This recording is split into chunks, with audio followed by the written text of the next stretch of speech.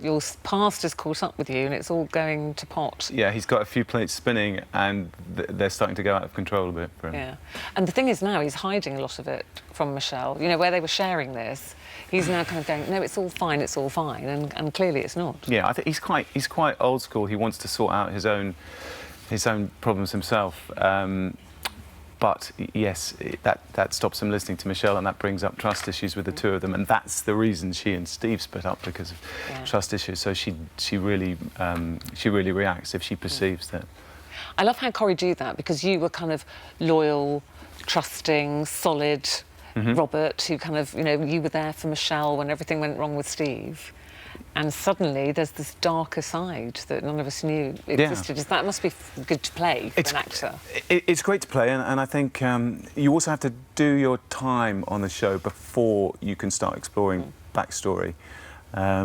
So yeah, he's been there, and he was there for Michelle when she was going through her tough time, and now I think you have to give time for the audience to get a handle on you. And they do take a while, don't they?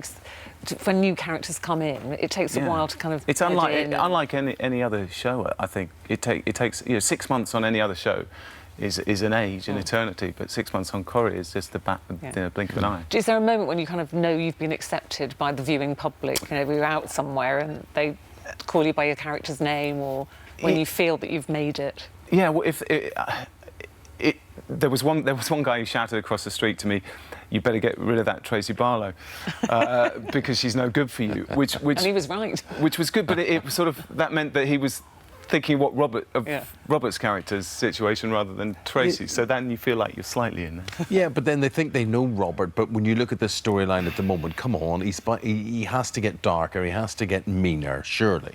Yeah, and I think that echoes what the producers and the writers are trying to just do a little bit more of, just push it slightly to the darker side, and with more challenging stories like the Bethany grooming story we've just which was, I mean, they did that harrowing, and it was really harrowing, but they did it so well. Yeah, you don't want to get on the wrong side of Michelle or Kim, for that matter. Or Kim. I think Kim.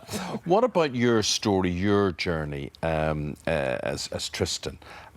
You were born in London, then you get to your teenage years and the family uproot and off you go to really as far away as possible to Australia. Yeah, when I was 15, my dad got a job offer, and we did what quite a lot of people do, which is just take the plunge and completely change our lives. At 15, that's a big thing, 15, though. Were you happy to go? Because, you know, a lot of kids at that age go, I don't want to leave my mates or my school. Or... I was happy to go because of the adventure of it. I didn't quite realise how much of a wrench it would be.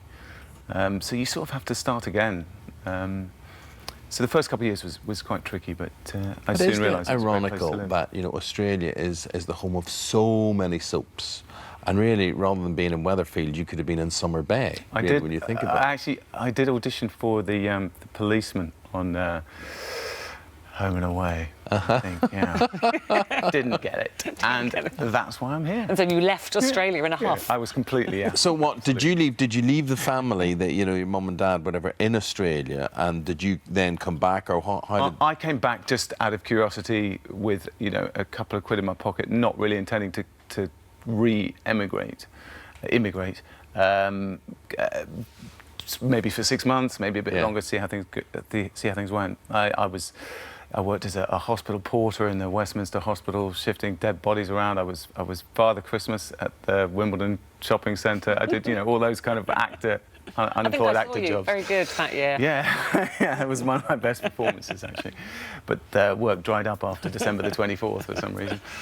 And then I just accidentally sort of got a couple of acting jobs, and one thing led to another, and you know, that was, you know, 20 years ago. The stage work went very well for you, and the last time you were here in this studio, you were talking about your role in The Bodyguard. That's right, yeah. Yeah. Now, would you, I mean, does that tempt you again, that sort of thing?